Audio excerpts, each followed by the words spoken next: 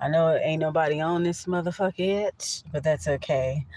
Um, it's all good. I'm just gonna go ahead and get started. But dog. So, anywho, I'm back on the Blessed Coast, back in the city.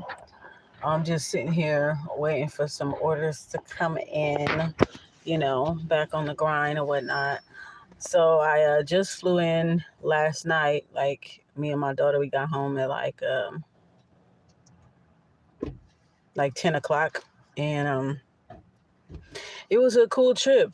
Um, I would say one word that sums up my trip would be gratitude. Yeah, I'm very grateful. I think my gratitude level has went up. I mean, I'm always grateful, but sometimes that existential crisis thing likes to kick in, and you end up kind of like feeling bad about certain stuff, and where you are in life, that type of shit, your purpose and shit. But after coming back from my trip, I feel gratitude.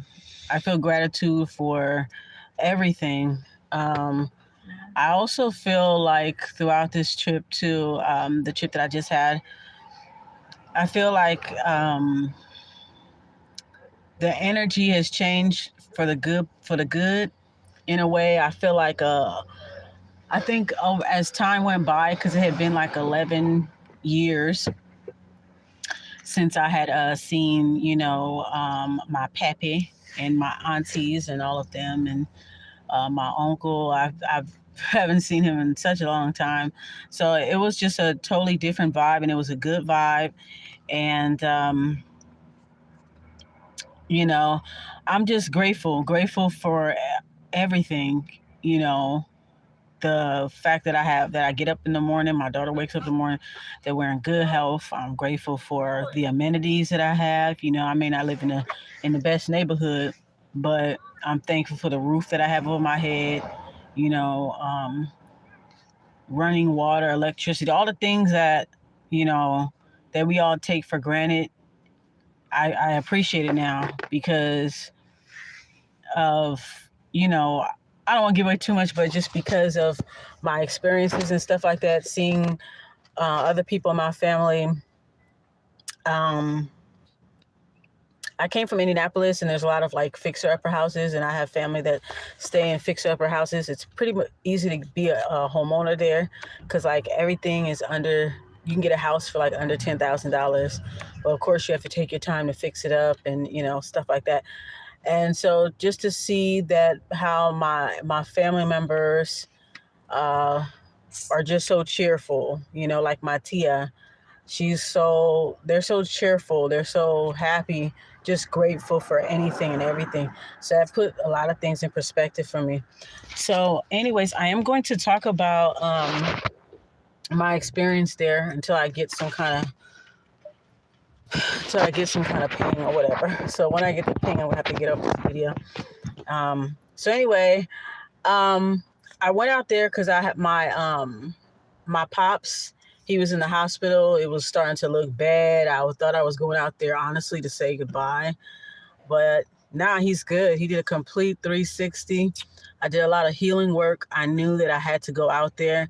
It was just so much signs telling me that I need to go out there. Um, like okay, he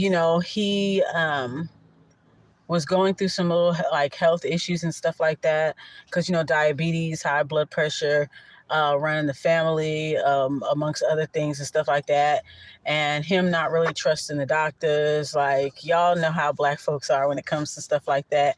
We could be a little stubborn, we could be a little fatalistic. Okay, especially us Caribbean people, we could be very, very, very fatalistic. If I had that, I did. That type of thing. It's just, you know.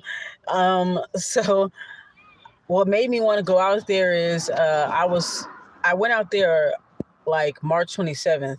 So I was out there for like one day short of 3 weeks. And my cousin was DMing me. She was like, yeah, you need to come out here. He done lost 20 pounds, this, and this, whatever. I said, all right. And then my daughter, she just said out of nowhere, she was like, Grandpa, airplane, let's go, you know. And when she said that, I was like, yeah, it's time to go. So it was a very emotional trip too. Um, that's her on the on the on her tablets.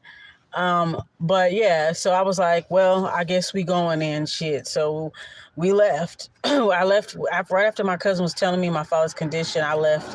I flew. I was on the next fucking plane smoking. I'm telling you, I was just within 2 days. I think a day. Yeah, within 2 days we was gone. I had to leave my car in the hood. Okay, I had to leave my car where it was at because at the last minute I couldn't get anybody to hold my car. And I did have a relative offer, but the thing is I don't fuck with everybody that's in her household, and I don't want people that low key got imaginary beef and all kind of bullshit against me try to fuck with my car when I'm gone. So I told her it's cool. I know she would take care of my car, but like, you know what I'm saying? Like, I don't fuck with everybody in that motherfucking house, okay? And the people that may come over, they be like, oh, she left her car. Oh, okay, scratch. So I don't want to do that. But anyway, I put a protection around my car. I do have protections in my car. Like, let me show y'all. I got the coyote jaw and I got my Psalms and all of this right here. But I was like, I need a little bit more because this is Watts.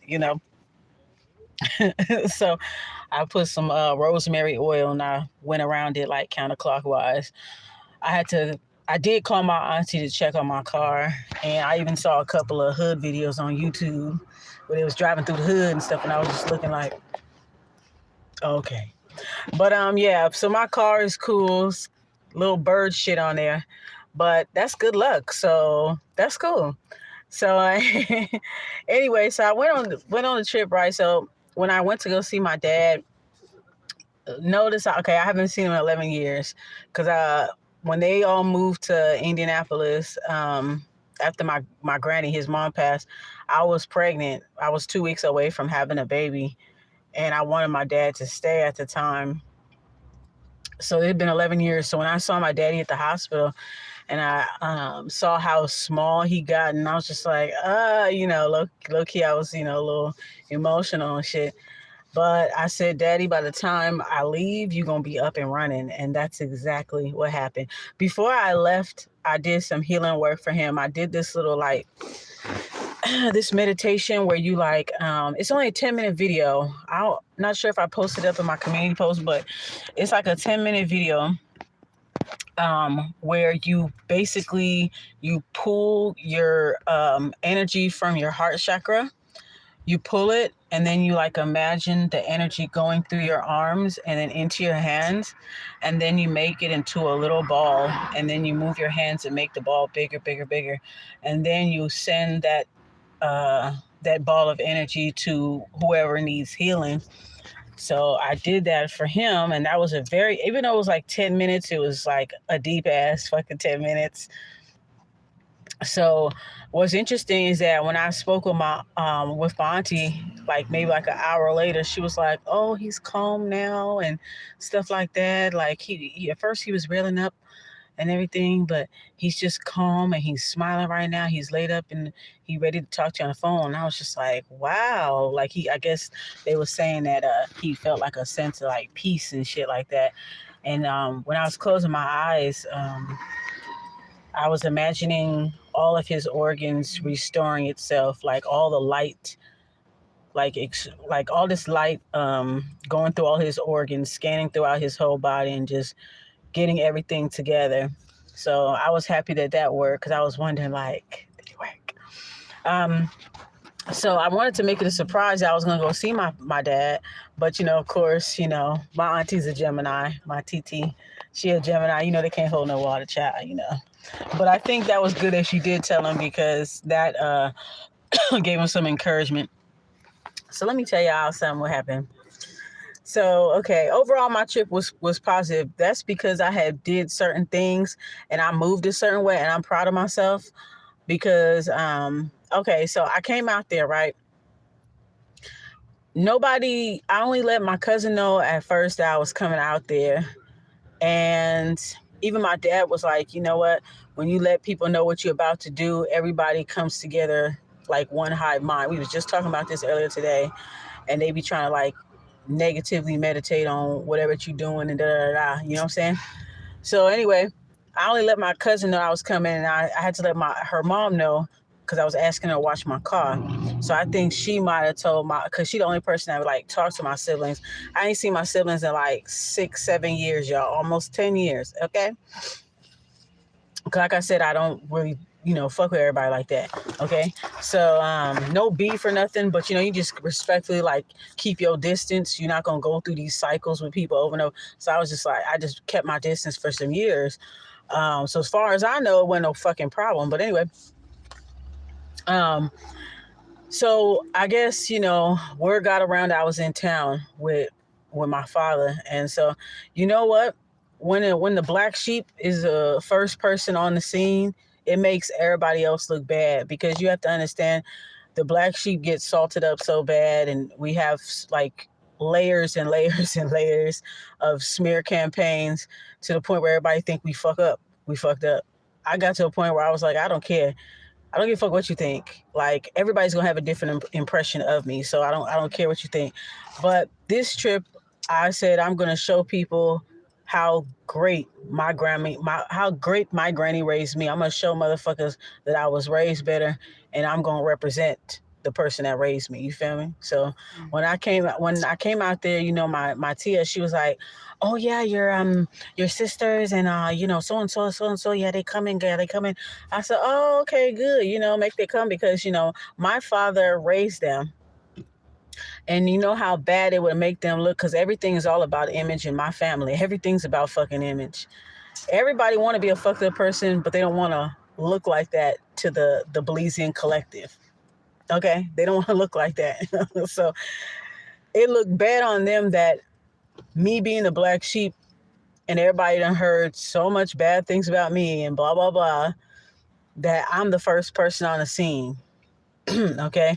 So they was like, I think that was, of course, everybody was eventually going to visit my father, but I think because he was in the hospital and it appeared to be grave, and they hear that I'm out there, they're like, okay, we need to be out there too. So I was like, okay. Now, like, with my youngest sister, we had a little disagreement or whatever. And she was like texting me all kind of stuff that I didn't even read. I didn't even read, because it was just crooked man energy shit. So I never readed that. It was something that had to do with my auntie on my mom's side, how her husband passed away or whatever, and I still haven't contacted her because I don't know what to say, because this guy was like, I probably have to do another video on that, but he was psychologically abusive. I'm not saying there wasn't any neutral, all right times with him or whatnot, but I just don't know what to say because I have to tell the truth. So I decided to keep my mouth shut. And maybe in time I can talk to her about it or say what I need to say. So I haven't said anything. Anywho, so anyway, so I heard that they was coming. So both of my sisters was coming. My younger sister, and I got an older sister. She's 3 years older than me, and my little sister is 1 year younger than me. And then my oldest brother, the oldest child, was coming out behind them. So needless to say, okay, I already knew. I told all of my aunties ahead of time, because they had their own little things going on. They had their own little dynamic going on, and I'm not one to judge, because look at us in this generation repeating the same shit. So, you know what I'm saying? But I made sure I visited and talked to every auntie. I didn't want nobody to feel slighted or anything like that. Like I had to play favorites and none of that, right?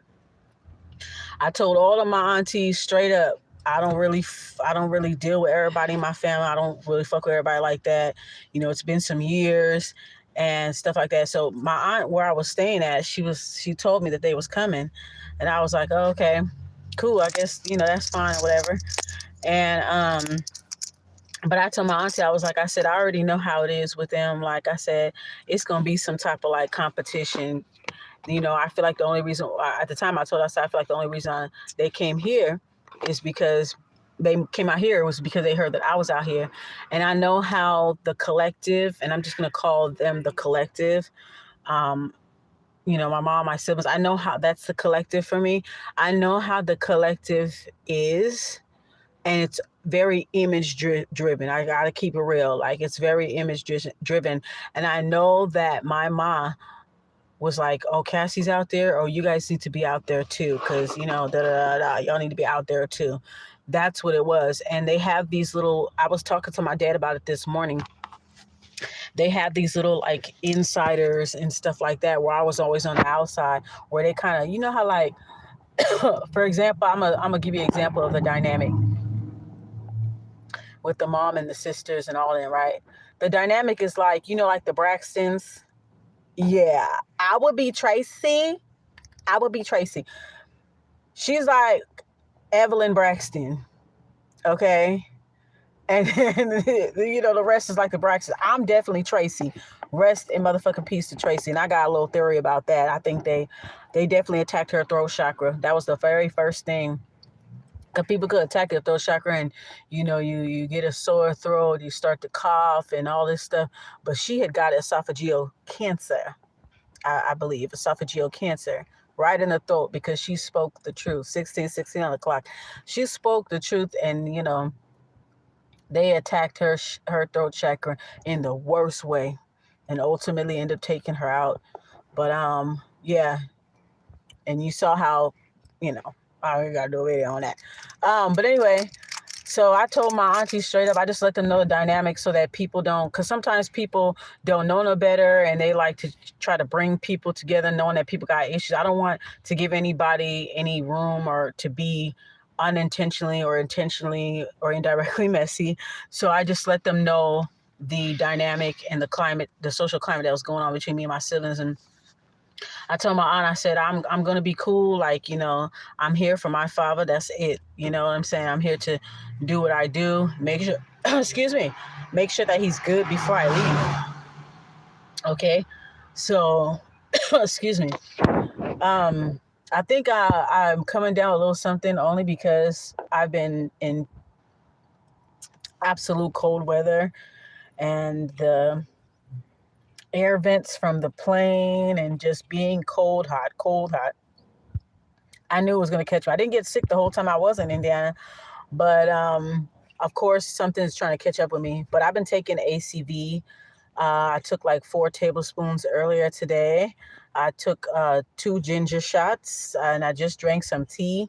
So I'm just going to keep up with it. I know exactly how to get myself right. And I took some colloidal silver. I know how to get myself good. So anyway, all right. So anyway, the girls, they come, right? And so when my sister walked in to say hi to my father, because when I came to town, my father was already getting out of the hospital. Okay, that was the same day that my cousin, shout out to my cousin TT, she picked me up from the airport. I dropped my bags down. I immediately went to go see my pa. You feel me? And so when I went to go see him, like I said, he was looking all skinny and stuff, and he just didn't look like the strong Scorpio daddy that I know him to be. So when I saw him, I was like, I was emotional, but I was like, I'm so glad that I'm here. I'm glad that I'm here. I'm gonna get him back. I'm gonna get him back to where he is. So anyway, we got him to the house, and he ended up being at my auntie's house, because he had health problems and stuff like that.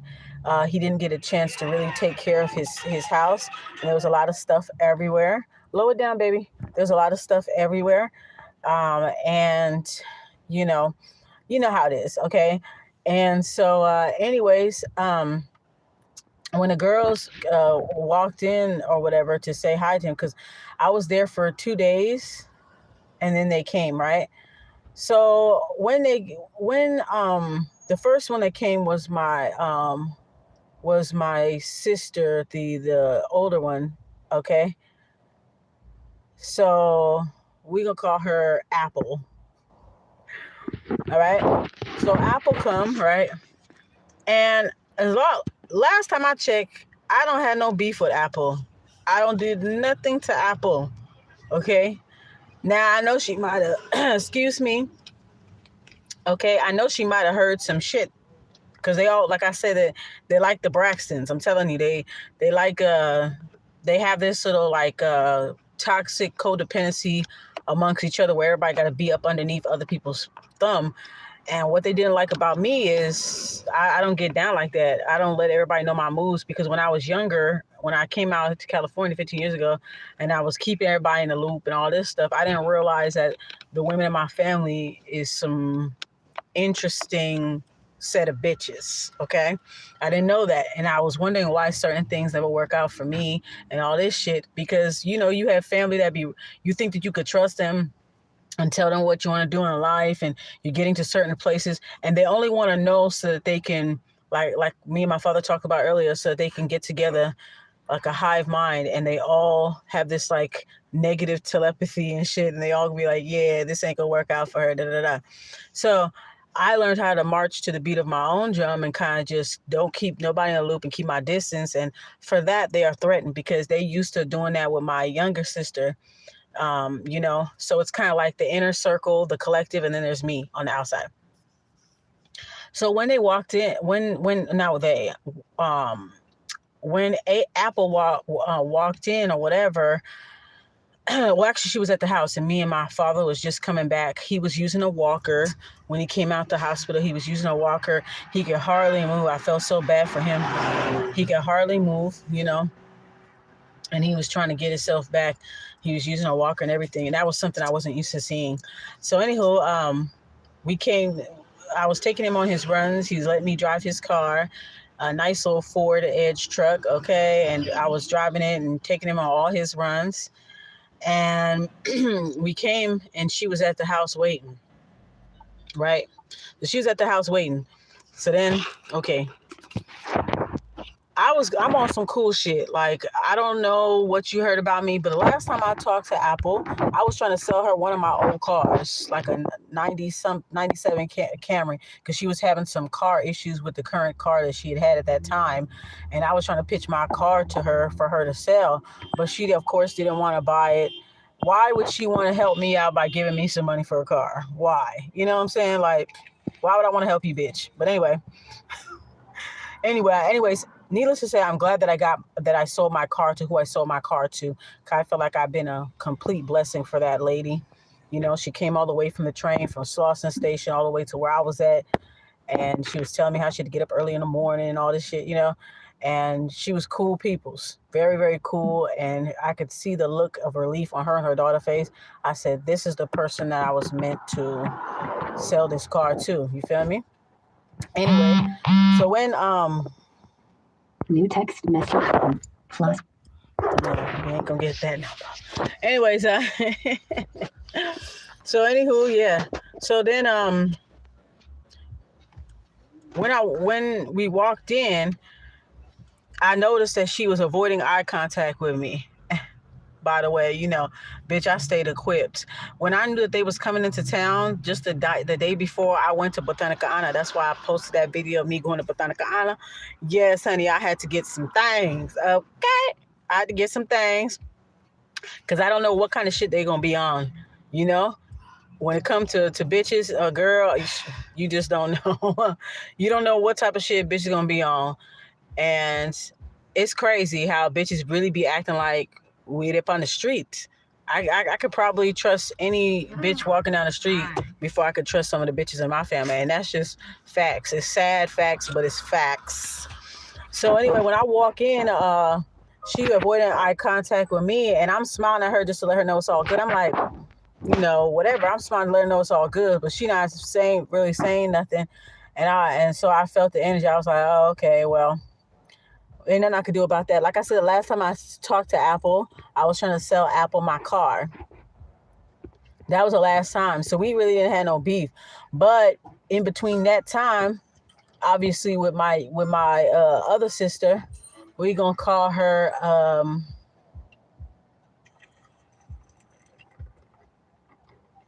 KK. When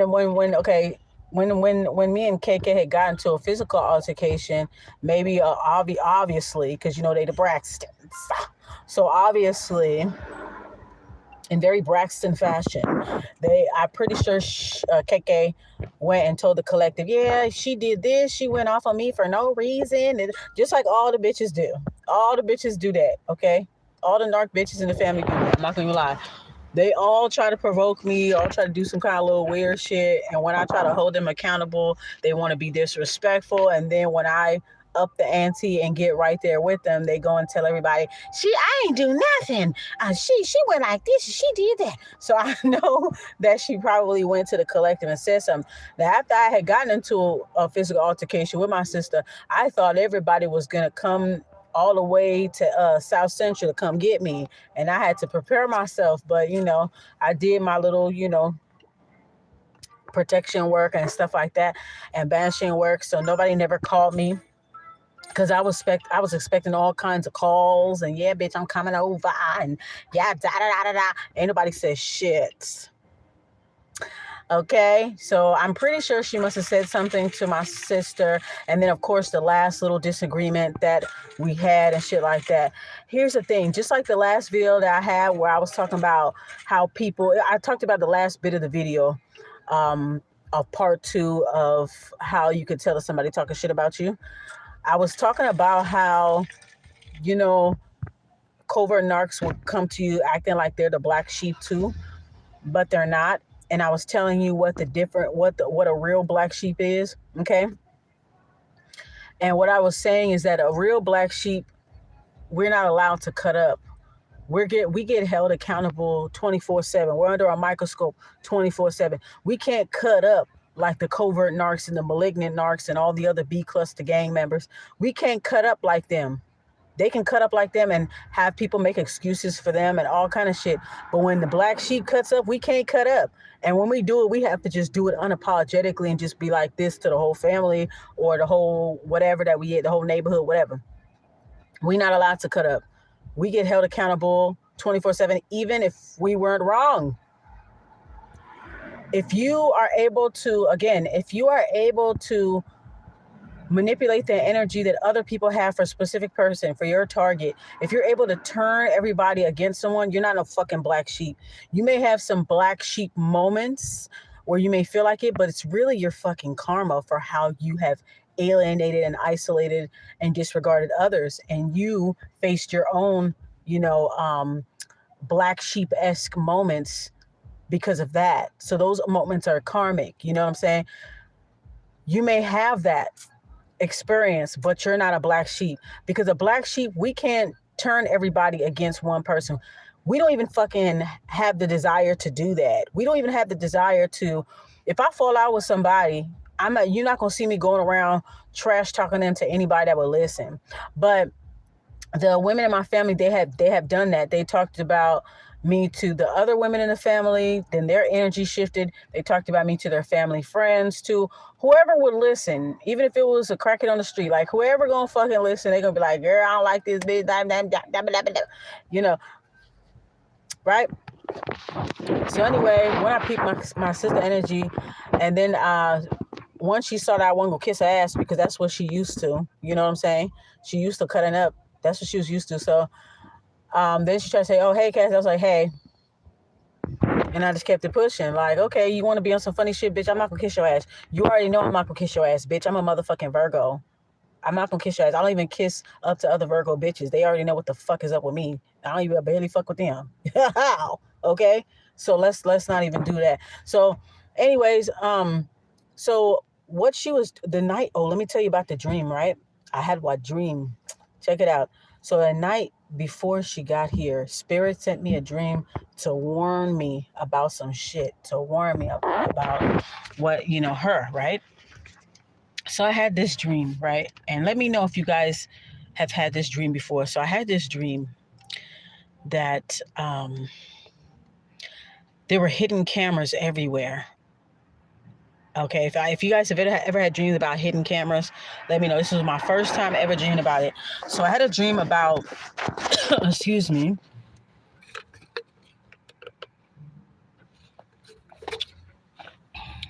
I felt the energy once I knew that she was coming. Like I said, I can feel when people are talking about me or planning and strategizing, because like I said, I came out there first, I came out there first, so it made the kids that he raised, it kind of made it look kind of weird, kind of off, because why would the black sheep show up? Like, I grew up with my mother's side of the family. Technically, not that it matters, but it matters to them. If we're going by their twisted logic, technically, I would be the last person to show up because I didn't grow up with my dad. But me and my dad got more close. Me and my dad is a lot more similar, and I ended up going through the same things with the collective that my dad went through with the collective. Not to say that my dad is innocent, because he got his ways too. But we relate to each other on a galactic level, me and my father. We are from the same star system. He's not only my physical father, he is my soul father. So we definitely had a different type of relationship in a past life, I believe, because of a certain experience that I won't share. But I feel like we had a different relationship. Maybe we're a brother and sister, or who knows? You never know what the type of relationship. But I definitely do feel like we are galactically linked, for sure. And we have a lot of conversations. We are video chatting with him, with each other. I was video chatting with him, everything. So we got close over I would try to, whenever I did have money, I would try to send him gifts. Like, I would try, you feel me? So I put in more of an effort. Now they grow up with him, so they had their own respective differences and experiences with him. Please don't fucking hit my damn car. Okay, good. I hate the way how people be creeping up on my car and they do it real fucking fast. I hate when they do that shit. Yeah, please go the next way. Fuck. I hate when people do that shit. Anyways, anyways, I had a dream about hidden cameras, right? It was at the family house. It was my tia's house, my tia and my cousin's house that they share together. My cousin is in LA, but he did buy a house in Indianapolis, a nice fixer upper house that has a lot of potential. But at the same time, it needs a lot of work.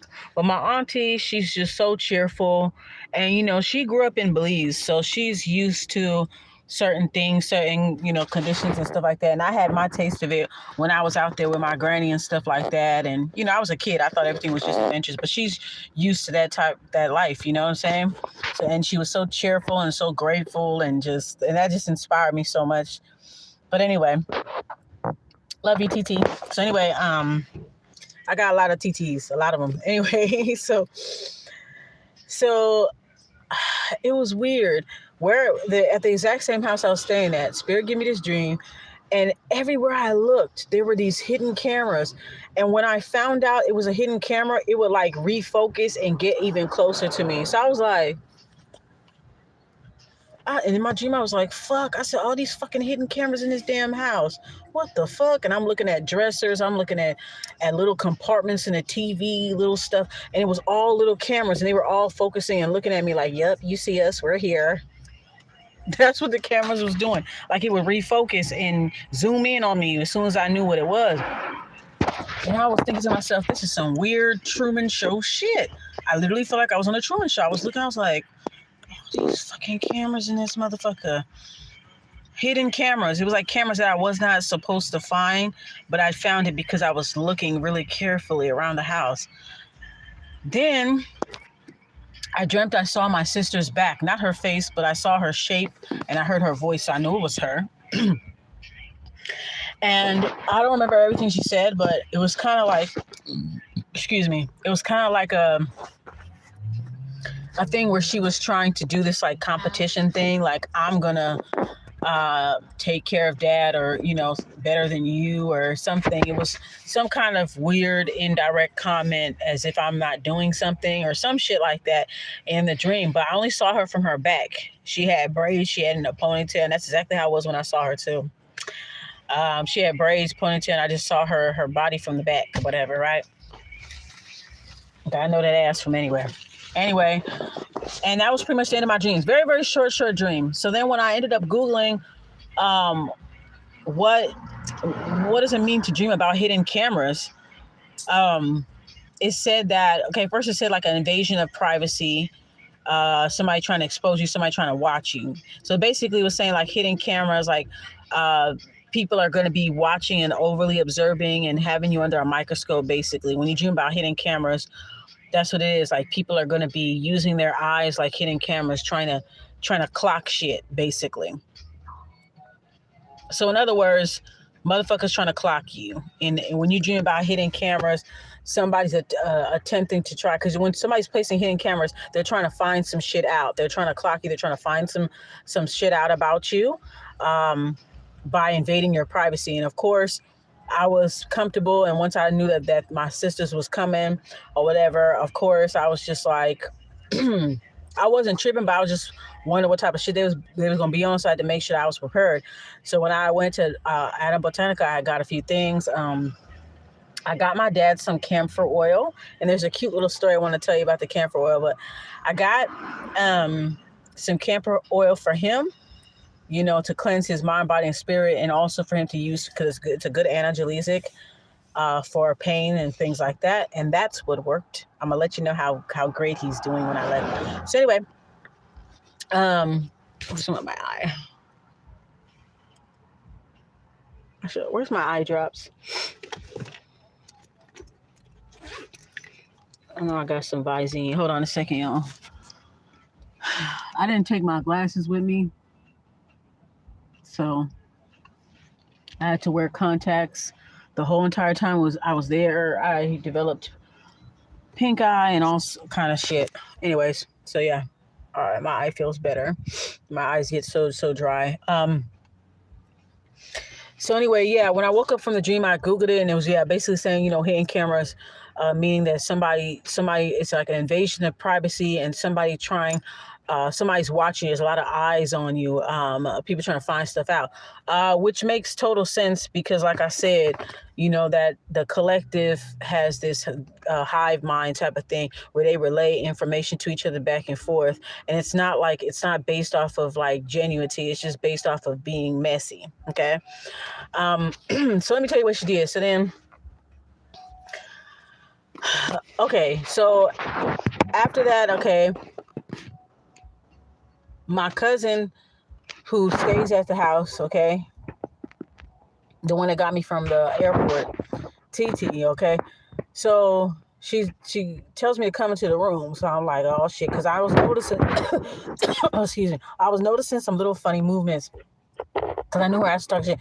As soon as she got there, my mom called her, and she was trying to get her and my dad to talk. Her and my dad been estranged for many, many years. They're still legally married, but they've been estranged for many, many years. A lot of things going on with that, whatever. She's trying to get them to talk. Oh yeah, I'm here, mom. Like they be checking in on each other. They really be clocking each other. Okay, it's like a very codependent clockage. Okay, going on there. And I don't like when people be all up in my business like that, child. But anyway, that's when being a black sheep is a blessing. Anyway, so then I noticed she took the phone and she went outside, right? She went outside. I was in my dad's car because me and Pops was about to go. I was about to use the car to go somewhere, or whatever, because I was just like, So, because I was already about to do something anyway. So anyway, I see her in the car and she got the window pulled up. I don't know what's up with bitches and me with the window pulled up and the talking and the plotting and thoughting. Girl, I don't know what's up with that. But anyway, she had her window up and she was just on the phone. I know the bitch was talking shit, but I don't give a fuck. I was standing outside. I was in the car listening to music. I was like, her car was parked right there. It was almost like, I could tell the way how people move, the way how people talk. I can tell when people want my attention. A lot of people really want my attention. They want my energy, my reactions and shit like that. They want me to see, oh, I'm big time now. I got this, I got that. Whoa, whoa, whoa. I don't give a fuck about you, girl. Like, I'm not here for you. I'm here for our Father. I'm not here for you. So, so I didn't even pay attention when she pulled it. I was just like doing my own little thing. But I knew she was talking shit because I felt it. I knew she was talking shit. I know that my mom was on the other side of the line. Oh, yeah. Oh, she's over there. Oh, okay. And I know how they are because when I was so-called cool with them, that's how they did when it came to other people in the family. So what makes me any special or any different? So then, anywho, I still didn't pay it no mind. So anyway, I was in the car. She didn't even say, and then my auntie told me she didn't even say hi to my niece or none of that shit. She didn't say hi to her, none of that shit. But then again, none of them really care about my daughter anyway. There was times when my daughter was in the hospital and this bitch tried to act like she didn't know. Bitch, y'all know everything else. Y'all watch my social media like a hawk. And y'all, all of a sudden, y'all don't know she's in the hospital. You knew she was in the hospital. You just didn't give a fuck. Just say that. Just say that. I been knew that. You just don't want the collective. You don't want the rest of the family to know that you didn't give a fuck. But we know that. The world knows that, girl. So I wasn't surprised she didn't say hi.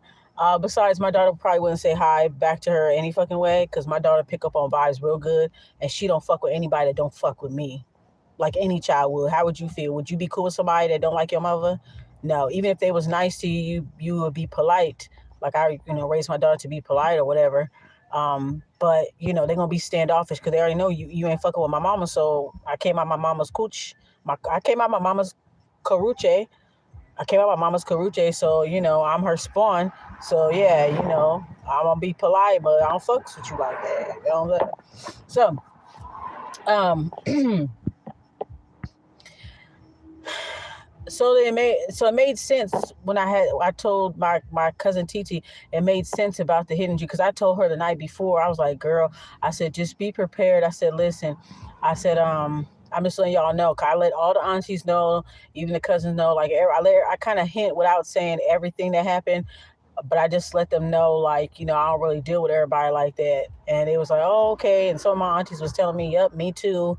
I'm the black sheep of my family too. And, da da da da. They didn't go into detail too. So we both was going through the same things, but they was a generation before my generation. And they was going through the same thing with their siblings. And they, so a lot of them kept to themselves because of how they were treated and, shit like that. So, um, they understood where I was coming from. Every last one of my aunties understood where I was coming from because they too have went through that with each other. Okay. So my cousin Titi, she called me and she calls me into the room. This is after I came out of the car when I seen that Apple was on the phone. Um, and I know she was talking mess about, the family's house. It's a fixer upper, like I said, it's a fixer upper, certain things like, like it had a toilet, it had certain things, but it didn't have like a very full bathroom. It's a nice place. It got a lot of great potential. And I'm a person, I don't judge nobody. You know what I'm saying? I don't judge anyone. I know that in time, my cousin will come, he'll fix the house and it'll look immaculate. Because they do have really nice houses out there. You just gotta fix them up. So I told my cousin about my dream and I told her, I'm like, look, I'm not gonna say nothing. If anybody asks me about the house, the conditions, whatever, I'm gonna just say everything's cool. I had a good time because there's no point in fucking telling nobody. Are you gonna help?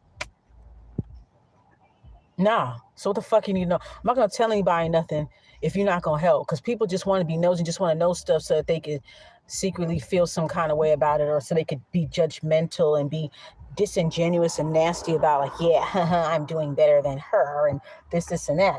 So I told her, I said, I'm not gonna ever say anything. Now that I see it for myself and whatever, I'm not gonna ever say anything, but just know that them two over there, they run back and forth with my mom and they tell her stuff. So I said, if you hear anything on the outside about, the conditions of, the family house here, it's not me. I told her straight up, it's not me. It's definitely them. And what sucks is that black folks, especially them motherfuckers over there, all of them used to live in the hood. All of us used to live in the hood. All of us used to take buses. I used to go and visit my brothers and sisters. They used to be in the hood of San Bernardino. Okay, in the hood. I never once rubbed where they lived in their face. I never once complained about the ghetto because I've been in the ghetto. You know what I'm saying? I'm originally from Long Beach. I lived in the DMV. When I lived in DMV, I had an opportunity to be in a better neighborhood. But of course, there was ghetto transplants from other surrounding cities. And on top of that, I lived and worked in the hood. You know what I'm saying? I worked in Baltimore. Okay. So I had my taste of it, and I was in one of the worst places in Baltimore. working 11 to 7, being out on the streets, waiting for a bus, getting on the public transportation, which was very dangerous. Anybody from Baltimore will tell you they be attacking people, robbing people on the train, all kinds of shit, girl. Okay. And I used to had quite a few almost encounters, just traveling, going to work, being a very young lady. Okay. 18, 19, 20, 21, very young, and just traveling, and I never had what I guess the point I'm trying to make is I never had a problem being in the hood. Never had a problem being in the hood. Never rub people's circumstances in their face.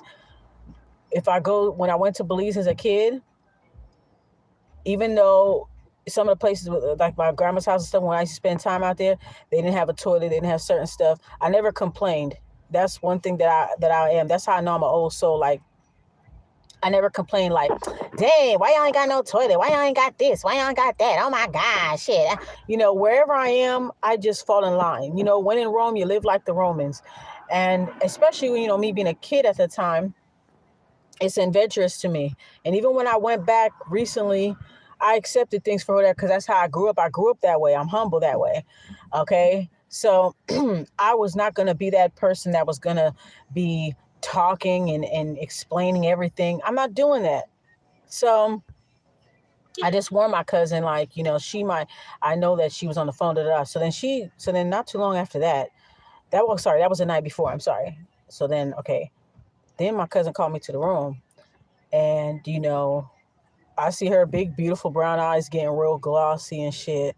Like she was trying to hold back, excuse me, like she was trying to hold back her anger. Like she was about to cry. Somebody make you so mad that you feel you're like one brink on the way of tears, but then you halfway want to fight. Like that's what I saw in her face. Like, and when I saw her face, I was like, what happened? And she was just like, yeah, I heard Apple. I said her name. She was like, I heard Apple on the phone or whatever, and she was talking loud enough for me to hear. Because, like I said, my cousin stayed in a fixer upper house, and some things need to be fixed. Like basement, like basic stuff, basement. Doors need to be put in, like stuff that'll be like a ongoing project. And she was saying that she noticed that Apple was outside on the phone, but she was talking loud and obnoxiously. Okay. So I know she was sitting in the car with the window rolled up, talking mad shit or relaying stuff like, oh, this is how it looks. It looks like that and whatever like that. And I think from what I heard, if I'm not mistaken, from my auntie, I think she had video chat. She was video chatting. So I think she was like showing the housing conditions to my mom. And that's just so disingenuous and nasty. That's the reason why I had the dream about the hidden cameras. You understand? Like watching on behalf of other people, like Page of Swords, watching on behalf of other people, gathering intel, taking notes so you can have something to talk about. Like I said, all of them lived in the ghetto. Just because you got a little bit going on now, don't make you any better than anybody else. But niggas like to act funny when they get a little something something. Okay, you had my mother at your disposal. You had a support system that helped you with your kids, so you could go out and work and get the things that you have. And now that you have growner kids, because most of her kids are two of her kids is grown, so they can work. So you have more income in the house. So of course you could flex a little bit. Cool, sis. That's what's up. But don't sit up here and try to make fun of other people's circumstances and try to be judgmental and disingenuous like your ass wasn't fucking struggling. Because I remember, baby girl, when y'all used to talk mad shit about me to y'all hood homies, when you needed help with your light bill, and at the time you wasn't fucking with me. A lot of times you wasn't fucking with me, including now. But anyway, you called my mama to call me to ask me for money. And I helped you. None of your hood friends helped y'all. The ones that you was talking shit about me too, because that's exactly what I told my mother before I gave her the money. I gave the money because I was more concerned about my nephews and stuff like that. They don't deserve to, be in the house without lights on and stuff like that. So I thought about the kids, even though nobody give a fuck about me and my child. If I needed a bill paid, bitch, I couldn't do that. Okay. So, but anyway, that's just a point that I'm making. But anyway, so then my cousin was like, I heard her talking loud on the phone, and I feel like she was talking loud enough for me to hear. And she was describing something. She was talking to somebody on the phone. I was like, "It's my mother." She was like, "Yeah." Well, she was talking to your mother on the phone, and she was like, "Yeah, the house, something, something." She was describing like the house and stuff like that. And she's like, "Yeah, yeah, yeah." And my cousin's car was parked. It's a nice car. It's like a Juke, Nissan Juke, whatever. It's a nice car, nice, cute little car for a single young lady like her, you know.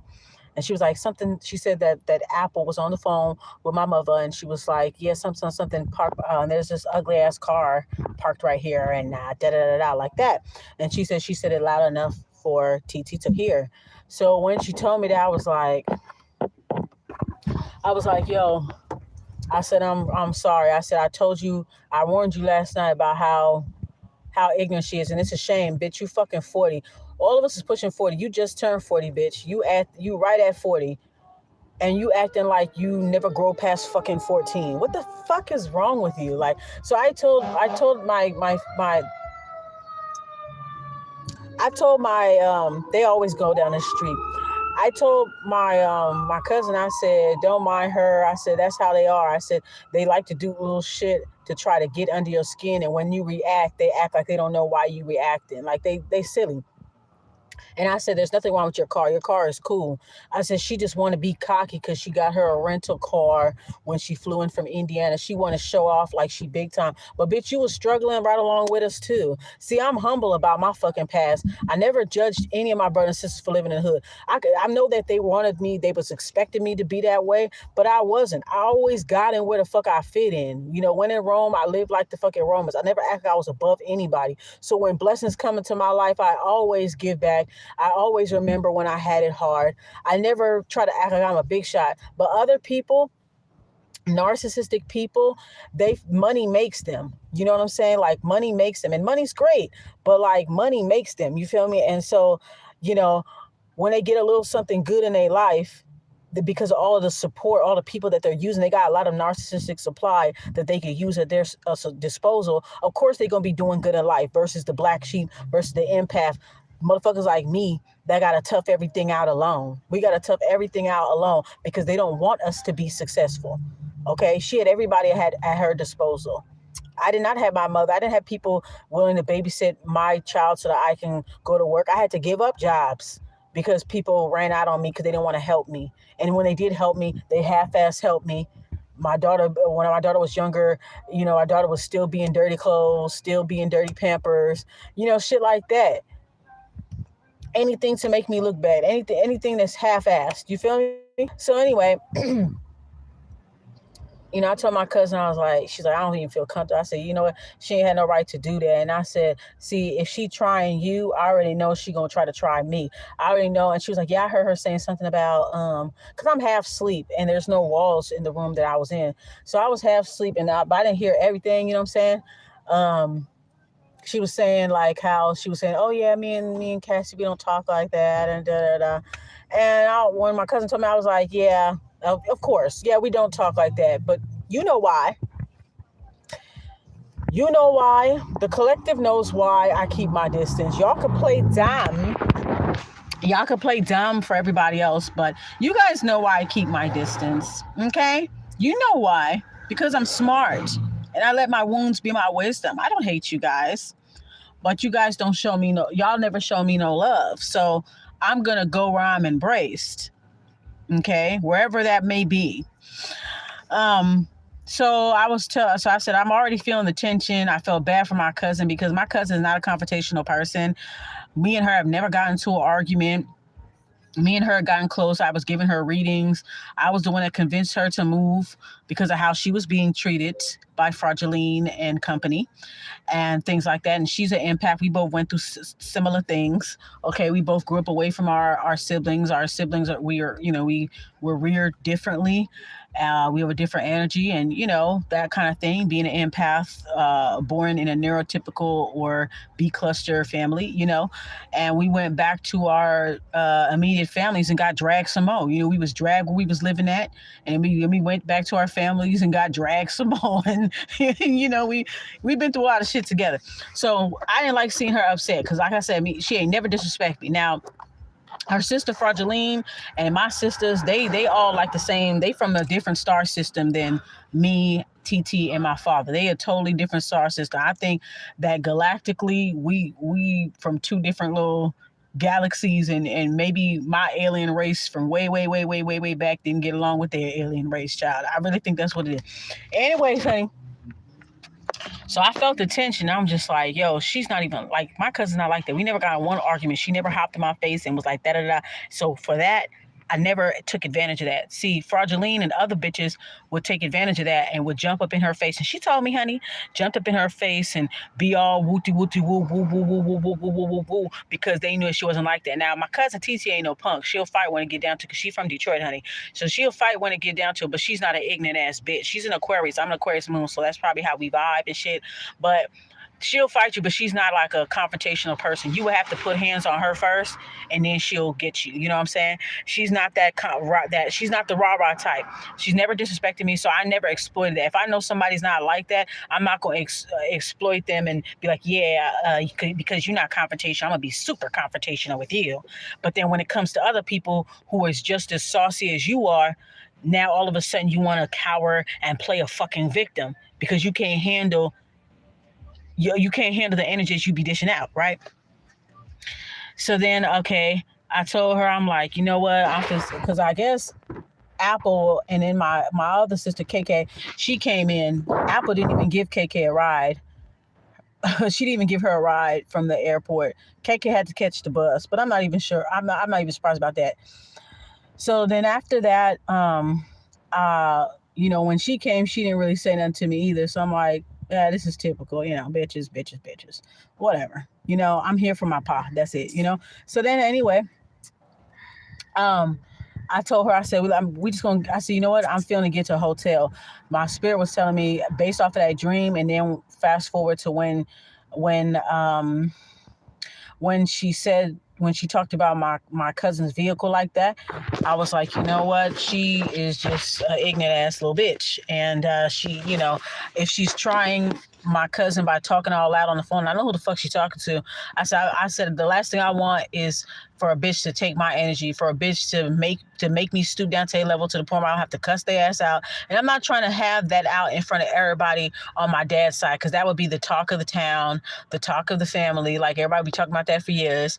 And I just don't like that. And like I said, everybody has been painting me in a bad light. Like certain women in the family for years on my dad's side been painting me in a bad light. Whenever I fell out with them, they would come back and kiss my ass and try to be cool, but they done did so much damage to my character to other people, and I wouldn't know unless we're all together. That's how I ended up finding out certain stuff or whatever. Spirit would let me know certain stuff, but they would trash my character knowing that it's not true, but then they feel guilty months later, and then they'll come and try to come back in my life and be cool and this and that, and then they wonder why certain people are standoffish towards me. Bitch, it's your fault.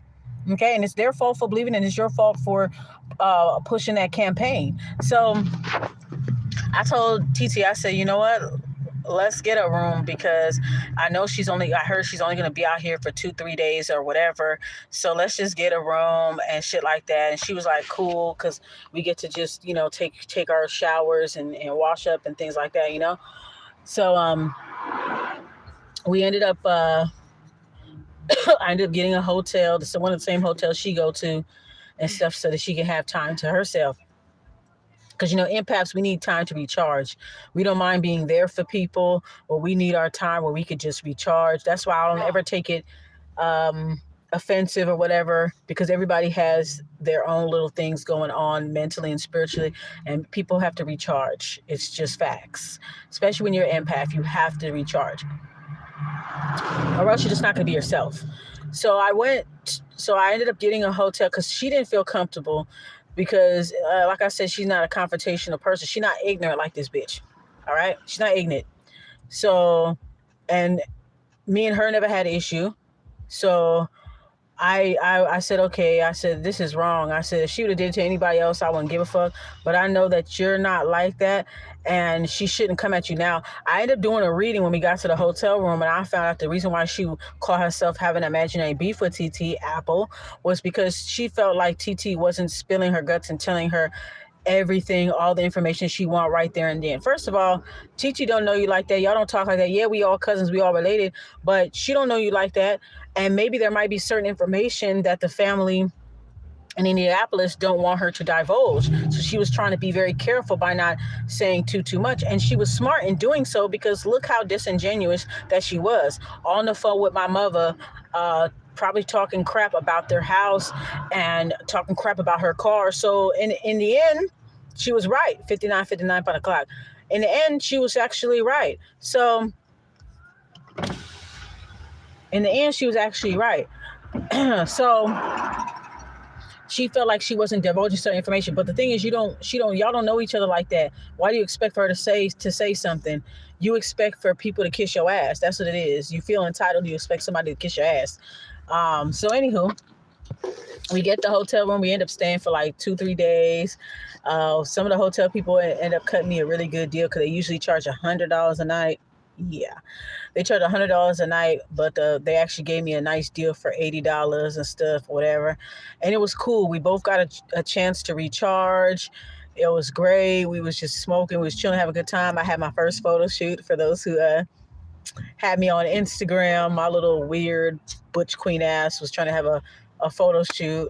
And it was fun. It was really, really fun. So we got a chance to recharge, and I did do a reading, and I had found out through the reading, it pretty much confirmed my suspicions that there was basically no cups in the reading except for 5 of cups, but everything else was swords. So there was no emotions really. Their basis for coming on the trip was, I got 3 of swords, I got page of swords, and I had gotten something else. I got page of cups in, or I got page of cups in reverse, 3 of cups in reverse. I had page of swords in reverse. I had Tree of Swords upright. So they were coming out here to basically be fraudulent, to be ignorant, to be competitive, to be petty. So I'm glad that I followed my first mind. My first mind said, get a hotel room, whatever. So anyway, we ended up going to my other auntie's house or whatever, right? And like I said, I warmed up all my aunties. I let them know, like, what kind of shit I did with all of my siblings or whatever. And they was like, I understand, or whatever, And so, and then my other cousin, Titi, she hadn't been around auntie in a minute. So I was like, come along with me. I said, that bitch ain't gonna say nothing. And look, she was so weird. She was kind of acting weird over there too. So me and Titi, we was hanging out doing our own thing, playing Jenga. But look, I show people, like I said, I'm gonna show motherfuckers that Queen Beck, rest in peace, did a wonderful job with me. Okay. And I'm pretty sure my grandma and whoever did good jobs with with my family, with my relatives, but they chose not to fucking listen. So I'm gonna show you that I was raised better and I listened. So you know what I did? I said, I know the trip on none of this. So when I went to my auntie's house, I brought my dad and my uncle Roger. They were playing checkers. I captured some beautiful moments of them playing checkers. Shout out to him, and shout out to my auntie too, my TTB. They showed him mad love, and I could tell they care about my father. And anybody that cares about my father is cool with me. They had genuine love for my dad and stuff. Anyways, I bought wine for everybody in the house. Me and TT, we go to the liquor store, whatever. Indianapolis, when they got a liquor store, they got a liquor store. Like it's nothing but liquor. It's literally a liquor store. I went to go buy wine. So I'm buying wine for everybody because I'm not an ignorant ass bitch. I'm going to let you know that I'm not really tripping upon you. I'm not tripping upon you, baby girl. So I bought a big ass bottle of like $25 bottle of wine. I think it was not Lambrusco, Prosecco or something like that. But it was a big, beautiful bottle. And I got like 2 other bottles of one Spumante, because me and my auntie B, she likes Spumante too, like me. That's my favorite wine to drink is Spumante. So I got that, and I said, oh, this is for everybody, whatever, like that. So Apple and KK was sitting on the glass table in the living room, and then me and TT was separated in the other room. So my auntie, she already know what was up, so she just came to both of us and was like, okay.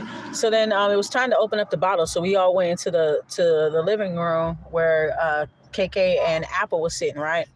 And I could tell that my cousin TT was trying to be cool she was trying to pour everybody's cup because Auntie B was trying to do a toast. So when I was standing there, and I poured, no, TT had poured my cup. She poured KK's cup, everybody cup or whatever.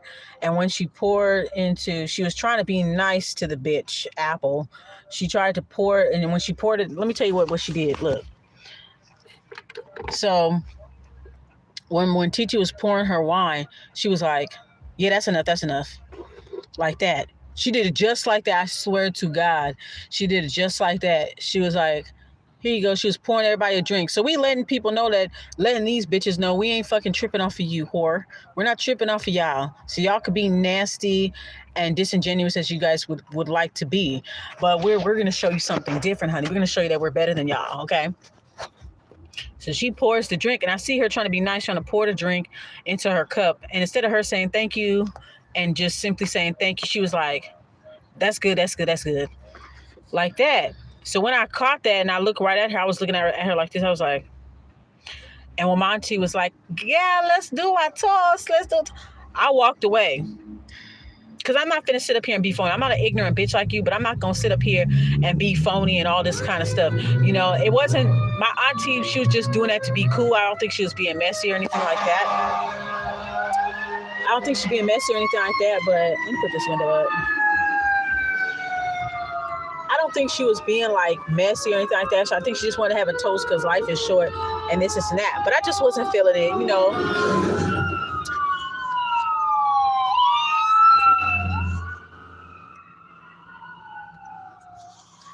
I just wasn't feeling it, okay? I was going to stand for the toast. Excuse me.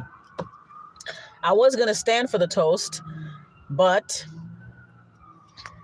I didn't like how she did that to her. I saw it, and I know everybody else saw it too. That was fucking rude. Bitch, you can't say thank you? What the fuck did she do to you? You talked about her car, and this bitch was still pouring you a drink. Just say fucking thank you, you idiot. Say thank you. Fucking payasa. So anyway, she's like, yeah, thank you. Yeah. Every time, see, that's what happens when you kill somebody with kindness. I guess that was the angle that my cousin Titi was going, like, let me kill her with kindness. You know what I'm saying? And that makes them look bad. You feel me? So when she did that towards Titi, I just gave her a look like, you fucking bitch. And then I walked away because she already, you know what? She stayed away from me throughout the whole trip. Maybe there was probably like a moment where we indirectly spoke with each other, or I said something that she may agree when she was like, yeah, I agree with that. I was like, thank you. But other than that, she stays away from me because, she already know that I'm saucy as fuck. I can be rah. I'm not going to even lie to y'all. I'm a spiritual person, but if I feel like, listen, I like to bully bullies. I like to prey on predators. I like to lie to liars, and I like to play players. That's who I am. I'm the Dexter of Brujas. That's who I am. So that people already know that I can get down with them if I really, really, really want to. And I didn't want to have it out because I think that's what the goal was to be subliminally disrespectful. And then I go off on her in front of everybody, and then everybody gonna be like, oh my God, Cassie, she did this. And that's gonna only like satisfy whatever that they might have heard from me. That's only gonna make it like a false confirmation of whatever they heard about me, right? So we kept ourselves separate, and I told my cousin, I said, you should never pour that bitch shit. Don't pour that bitch nothing. If anything, I would have knocked that fucking cup over. But I'm not ignorant like that. I ain't trying to disrespect my auntie house. But if we was outside, I would have knocked that bitch over. If you said, oh, that's it, I'd be like, oh, sorry, I spilled it. Now you got to pour your own. Yeah. Anyways, we just ended up playing in our own little corner, and we ended up having fun and not even paying them no motherfucking mind. You getting the attitude, you sitting up here drinking wine that I bought. Now, see, if it was the other way around, if Keke and Apple was to go to a liquor store and buy a drink, they would buy a drink and give it to everybody else except for we. But we didn't do it like that. We bought drinks for everybody. We didn't make anybody feeling excluded, because that's what narcissistic whores like to do. They like to make people feel excluded. They'll buy a drink and toast and pour it in everybody's cup, and they be like, "Ah." They want people to feel isolated. They want to punish people socially for not kissing their ass because they're so fucking entitled. So we ended up having our own little good time, two little empath peas in a pod. And we had a great time. We had a really, really great time. My dad was playing checkers and with Uncle Roger, and it was just a beautiful moment just seeing them hang out and stuff like that. It was great. I had a really, really good time. And so then we ended up going back to the hotel, and we just stayed there, and we were able to successfully recharge and everything like that. And yeah, I definitely felt like there was like some kind of competition or whatever. Now, my father preferred me to do stuff, just like how my grandma preferred me to do stuff. And I kind of felt like, he had signs. I believe he had signs of early Alzheimer's or early dementia, because his father, excuse me, his father died of Alzheimer's. So I can kind of see there's like an early onset. He has like at least 2 or 3 of the signs of early onset of it, like, agitation, constantly misplacing things, a little forgetful. They get mad when they forget, they get agitated, and things like that. They isolate themselves, stuff like that. Okay. And also prone to falls and shit. So he had a few of the symptoms, and I ran it by a couple of my aunties and was like, yeah, I think he may have an early owls and stuff like that. But I could see that my father trying to fight it. He's very strong-minded, very passionate. My father's a Scorpio. You feel me? So, anyways, 1:11 on the clock. Anyways, so we got back to the hotel. Um, what else? Oh yeah. Okay, so we got back to the hotel. We just talked about what happened. We just like, uh, now my dad preferred me to do stuff for him, but I was gonna be there for 3 weeks. Okay, 'cause I wanted to make sure my father was straight. I didn't want to leave while he was still needing help. I wanted to make sure that he was up and running like a well-oiled machine before I leave. So I decided to stay and use my daughter's what you call it, they have the spring break for the kids. So I was like, I guess she's gonna miss a week of school and then spring break. So we got there a week before spring break. So I'm gonna have plenty of time to do stuff for him. So I said, since his kids are here, 2 of his kids, the 2 daughters that he raised, let them do the footwork. Because I remember my aunt was contacting me in the morning in the hotel, and she's like, yeah, your father wants you to take him on some runs, and this is his. So I text her back. I said, auntie, with all due respect, I understand he prefer me to do it, but I feel like the girls, since they're not going to be here very long, and I'm going to be here long after they're gone, they need to put in some footwork. You're not going to be coming here buying. I mean, they bought, they bought groceries. They did little stuff, but they didn't do no direct care with my father. So I felt like it was a competition, but how you gonna try to compete with somebody when you're doing the bare fucking minimum? People always had excuses for why they couldn't help people. Oh, my kids, 4 kids, whatever. My kids is young, da da da. So I was always the one that had to do everything. I have a special needs child. I'm a special needs parent, and I still have to I still got my fucking ass on the plane and went to go do what I do. Now I know everybody had their own respective lives, and I heard they wanted, some of them had started jobs or whatever. That's fine, but it's time for you to put in the footwork. He helped raise y'all.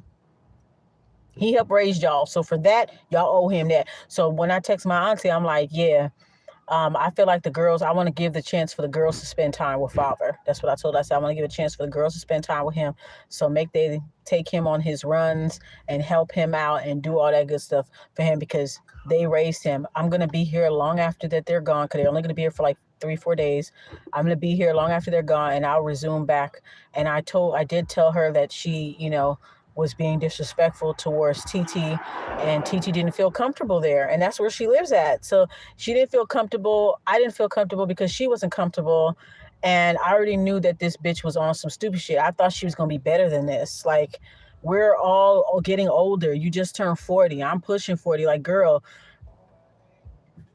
you're supposed to be better than this. What's wrong with you, my nigga? Like, you're supposed to be better than this. So I just told Auntie, I said, I don't want to be there while they're there, to be honest. You know what I mean? Because one word, if I hear one thing out of place, I'm flying. I'm flying out of whatever room that I'm sleeping in, and it's gonna go down. And I'm not trying to do that. That's what people want. These bitches want my energy so fucking bad, you know. So I text her and I think she understood or whatever, because they must have thought that I was going to be just doing all the footwork while they get to sit there like some little celebrities. Like they get to sit there like some fucking Kardashians while I be the help. Bitch, you got me fucked up. This your father too. He's just as much as your father as he is mine.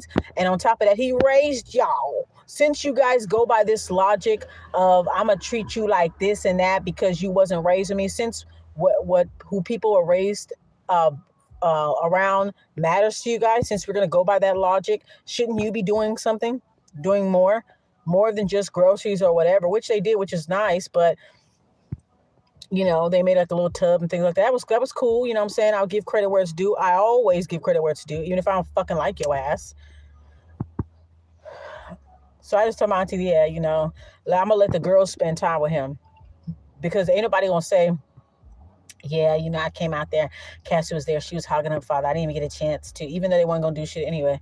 But I didn't even get a chance to do anything, because, Cassie right there. No, you're not going to say that. I'm going to make sure I CYA, cover your ass, or cover my ass. CMA, I make sure I cover my ass so that you can't say shit about what I'm doing. I moved aside and let y'all spend time with father, so you help him, take him, give him rides, help him with his walker, all that shit. You fucking do it, okay? So that's what they did. So I let me and TT just do our thing. So anyway, she ended up leaving. So when she left, then that's when we came back to the room. Now my KK, once Apple left and she wasn't under her influence anymore, she was like, okay, I can talk to you guys now. And I was being cordial with her and stuff. I could tell that she wasn't trying to be on no ignorant stuff like that. She have her ways. She a covert narc herself, but she have her ways or whatever. But at least she made an effort to be cordial, even though we had a little disagreement or whatever before we met up here. Like I said, Braxton's, everybody's influenced, toxically codependent on each other and care about what people think and shit like that. And it wasn't until Apple left that KK was more open to speaking to us and stuff like that. And I still kept a cordial distance from her too. But I was like, yeah, you can go out. I said, I'm a little tired. Can you go out with TT and her friend and enjoy yourselves, be safe, whatever. You know what I'm saying? I had to unblock her from one of my pages and I, let her know stuff like that, whatever. Keep her in the loop, whatever. And then she ended up having a good time and stuff like that too. So the trip ended up working out. So then, I ended up taking my sister to the airport. I actually gave her a ride, whereas the other bitch didn't even want to come pick her up and she had to get on the bus. I saw when the alarm set up because she knew what time the girl's plane was coming, and the Apple just looked at the alarm and went right back to fucking sleep. She didn't even bother to come pick her up. Now, of course, KK, she made excuse for, I don't mind. I was driving around looking at everything, looking at the city. I didn't mind catching the bus, but you don't know this town. You don't know if you could have got lynched. You could have got, I don't know anything about Indiana, but you could have got lynched. You could have dealt with some locals. You know what I'm saying? A lot of things could have happened with you being by yourself and you not knowing anything or anybody. You're not from here. So, but me, I gave her a ride to the airport and stuff like that, So I'm cordial with her, but I'm very, very careful because, when Apple was there, she didn't say nothing, They were on like a specific type of program. Don't fuck with Cassie, da da da. So she waited until Apple was gone and she kind of loosened up a little bit, whatever. And she was cool. We went out bowling and stuff. It was cool. So yeah, she was gone, and the rest of the trip was pretty much smooth. I was talking to my auntie, and my auntie was telling me that, because I was telling her that, like, out of all of my brothers and sisters, I'm the only person that doesn't look like anybody. I have my own look. Okay, I don't look like my mom.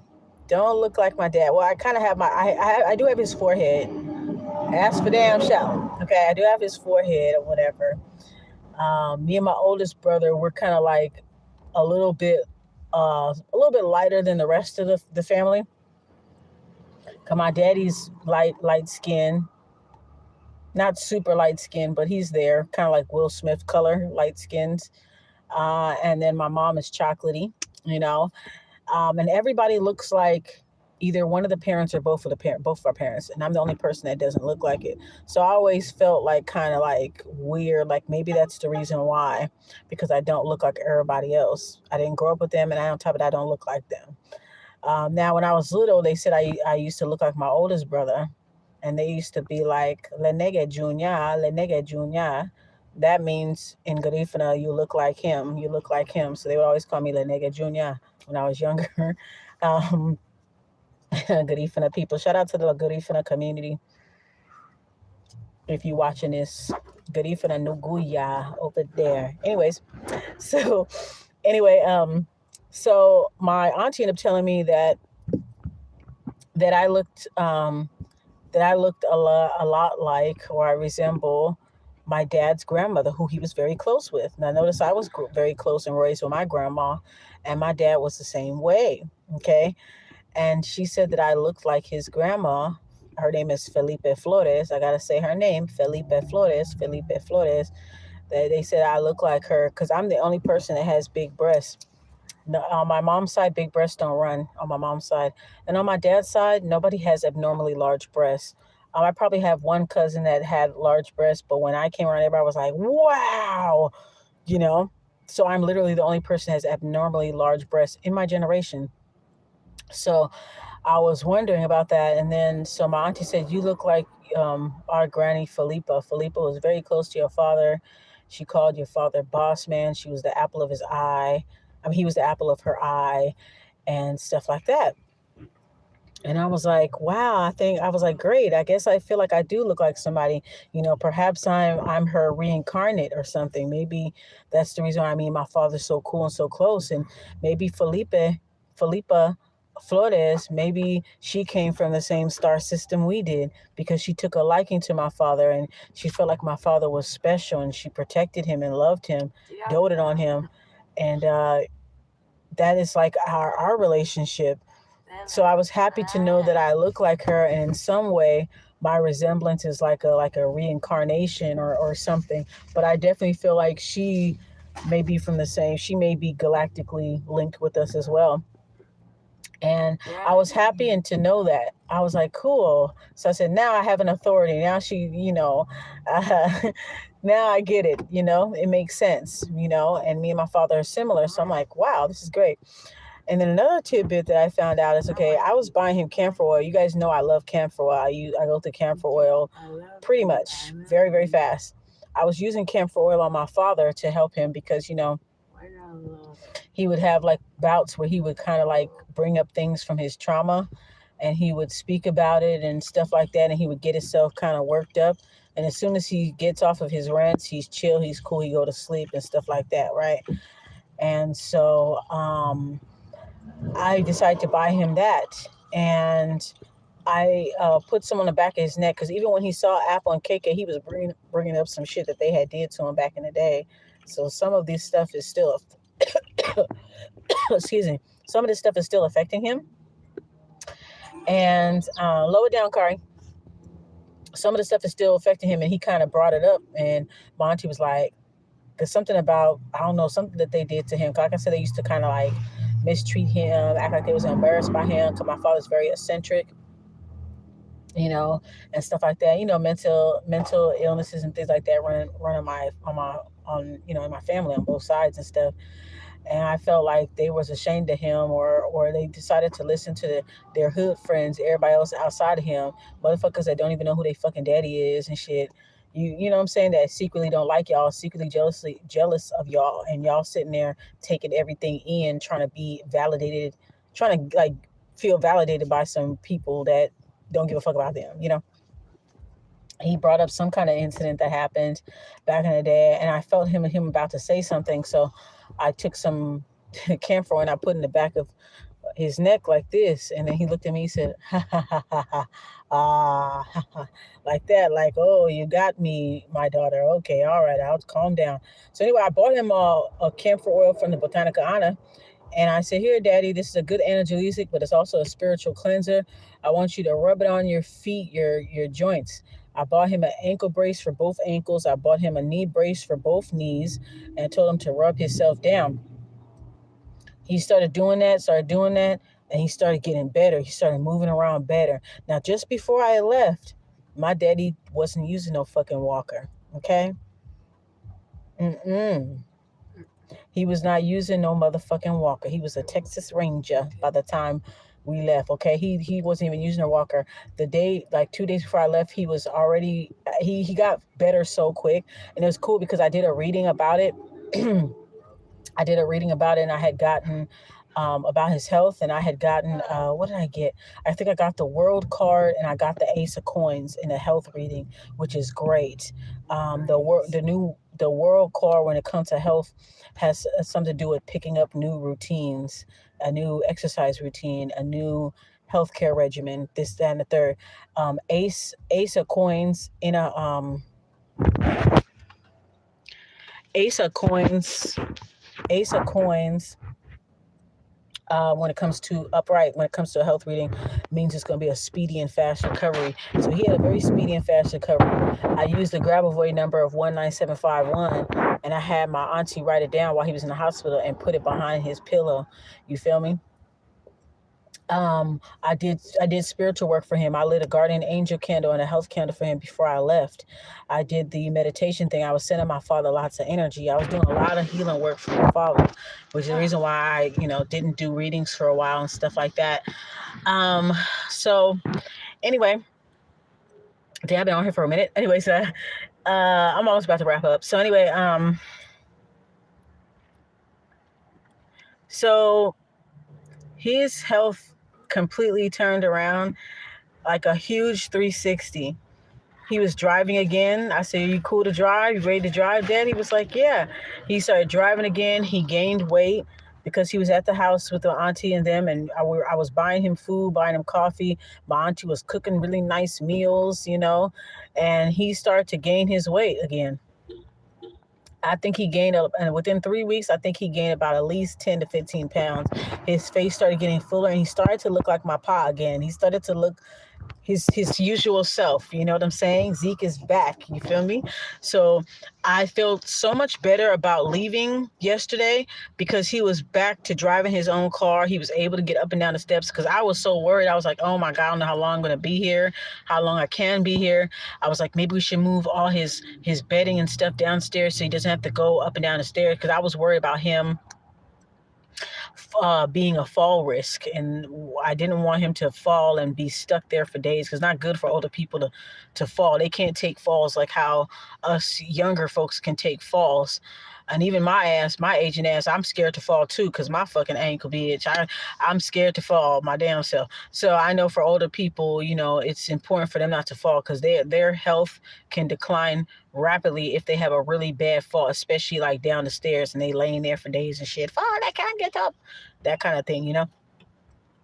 But my father, y'all, all the spiritual work efforts that I put into my father, y'all, and just being around him and just lending my energy, I feel like it really healed him. And then him seeing, not just me, but him seeing his kids, my brother had flew in after the girls were gone. My brother had flew in and his vibes was more better. My brother's a Taurus. His vibes was better. He didn't treat me any differently. He came to come see me because he hadn't seen me in a while. So he came to come wake me up and stuff like that. And I was happy to see my brother. And he had cool vibes. It's like I said, it's the bitches. The men never have a problem with me in the family. They just drink the fucking Kool-Aid. They just be drinking the Kool-Aid sometimes. But when it's me and them by themselves, they know that I'm not the bad guy. They know that, but they have so much like manipulative women, narcissistic women that are always in their ear. So they feel like they have to satisfy them, but they secretly be cool with me type shit. Okay. So that's kind of like the dynamic that it has been. But, my brother, it was cool vibes. And, he took my dad out shopping. We all got together. We drove around. We talked. We ate dinner and stuff like that. It was cool. It was cool vibes. Like I said, I haven't seen my brother in like almost 10 years too, like probably about 7 years. I haven't seen my brother in a long time. So it was cool. And he showed me a picture of all his kids and told me how everything was going with the kids. Everybody's doing good. And, it was great. I had a good time. He actually acknowledged my daughter, Lakari, and stuff. And even KK acknowledged Lakari. You know what I'm saying? Except for that evil cunt over there, that motherfucker. And you know how history is going to repeat itself when it's her that's in the hospital years later, because history repeats itself on my mom's side and on my dad's side. The sister that's that had the most horrible attitude towards the other sisters. It's funny how shit turns around, and the ones that they drag the most be the ones that be taking care of them. You know, that's how it ends up being. But anywho, yeah, my dad got so much better, you guys. It was just like what the card said. Ace of Coins, that's the one I remember, and the World card. He's doing well. He ain't even using his walker. He was only using his walker for a couple of days, maybe about a week or something. And then he had just stopped recently using his walker like last week. And the camphor oil was really helping him. Let me tell you about the camphor oil and my great grandmother, Felipa Flores. When I mentioned the camphor oil to some of my aunties, they said, "Oh," she said, "Grandma used to use that. Grandma used to boil camphor or something." They said she used to boil camphor, a camphor ball in her pot. My great grandma, Felipe Flores. So it's interesting how they said that, I have the body shape as her. She was the one with the large breasts, and she was the one with my features, a lighter skinned lady. They said that she used camphor a lot. That was her favorite. Isn't that beautiful? When I found out about it, I was like, wow, that's synchronicity, right? And a couple of my aunties said that. They was like, yeah, our grandmother loved camphor. She would put camphor in a like camphor cubes. I guess they had I use camphor cubes, but I guess they had camphor balls in Belize, and she would boil it and stuff like that. She would often use camphor when everybody was sick and stuff. And I absolutely love camphor, so I definitely got that from my great grandma. So shout out to my great grandma Felipe Flores. Shout out to her. And I feel like she's also responsible for making it so that I got my money just on time so I can get a plane ticket, me and my daughter, to come out there to take care of my father. I'm glad that I was there. I'm glad that my presence was there. And I'm glad that he was able to see his kids. I think it prompted all of us to see him. We eventually would have saw him, but who knows? We probably would have put it off. I think that him seeing his kids, not just me, but my sisters, my brother, him seeing his kids definitely lit a fire and a passion inside of him. Because when he saw his firstborn, my oldest brother, he started to kick up his leg and show that he was still strong, and I think that gave him encouragement to get better. Love is really the medicine. So I felt better about leaving because he looked so good. He was driving again and everything. So we just talked to each other on the phone. We were on the phone for like 3 hours. I could tell my daddy missed me. Like, he's a Scorpio. I thought they water signs are emotional, but I think his moon sign got to be an air. But I knew that he misses me. Like, I can tell. And it was emotional having to leave Indianapolis because my auntie, one of my tias, she ended up being in the hospital, and it was honestly, she looked at like my grandma Millie in the bed, like her mother. It was just eerie, and it just gave me a deja vu because I had to put on a barrier outfit the same way to meet her, the same way I did for her mother, my grandmother, literally 11 years ago, 12 years ago, well, 11 and a half years ago. I literally had to put it on, and she resembles my grandmother so much, my paternal grandmother. She resembles her so much. So just seeing her on the bed, me having to wear the gown, it was a harsh deja vu, and it was emotional. And I felt bad leaving, knowing that she was in the hospital. I wanted to leave Indianapolis knowing that everybody was good, my father's healthy. So I'll be, keeping her in my prayers and sending her good, positive thoughts and stuff. I was visiting her 2 days before I left and stuff like that. So I'm going to be working on doing healing stuff for her, make sure everything's straight with her. It was emotional. I mean, when my cousin, my auntie M, that's the one that's in the hospital, her daughter took me to the airport and dropped me off, and I wasn't even expecting to cry. We was talking, smoking, laughing, all the way to the airport. when it was time to leave, it was like it was like a burst of emotion. Yeah. It was a burst of emotion. Just the fact that it's a scary time, you know? Ooh, let me get myself together. It was just like a really, you just never know what could happen. And it was important. And I'm glad that I came because I feel like everybody's opinion, whatever opinions that they may have had about me, I feel like the smear campaigns had expired, and whatever feelings, negative feelings, or anything that we had when we were young and we were defensive. And this goes for my aunties too. We all had our little tension and all that stuff. And I feel like years have went by and we all have changed after our grandmother. And I feel like I was able to show, I feel like, how can I say it? I feel like I indirectly redeemed myself. I feel like people got a good sense of who I really am. And the fact that I came through to help my father, I think that changed whatever opinions or whatever they may have had about me in the past and stuff.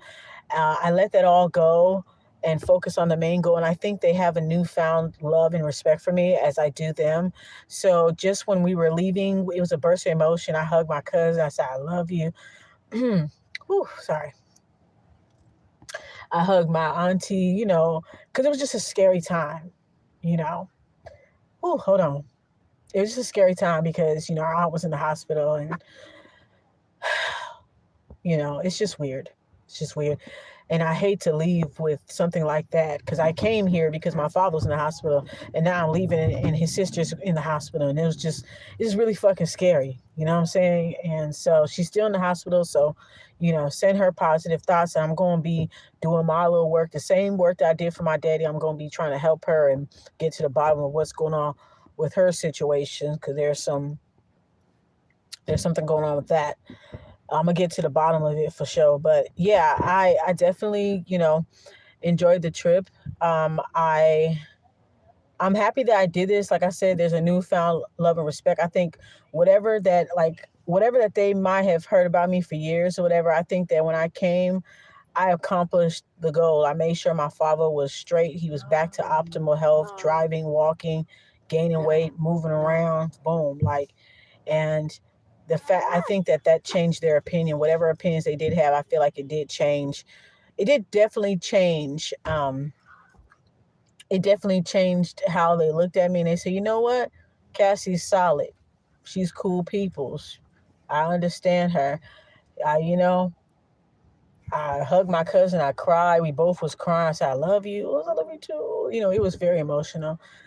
And even my dad, he was video chatting me and shit. I think, yeah, the whole ride to the airport. I don't know what, I don't know. He got an air sign moon for sure. Because we not people that show emotion a whole lot. But, at times like this is different. We're all getting older, that kind of thing. But I know he wanted to say more, but he's not that type to get super emotional. He does it in a subtle way. And let me tell you how he does it. He does it to me like in a telepathic way. Because when I was in the car with my cousin, we was driving to the airport. He had me on video chat. And he just kept staring at me like this, and I could tell he was trying to like telepathically say, "I'm gonna miss you." Da da da da. Kind of messed me up a little bit. Whew. Whew. Okay, I'm good. I'm back. But he kind of telepathically let me know. That's my dad. I love him. Whew. All right, I'm good.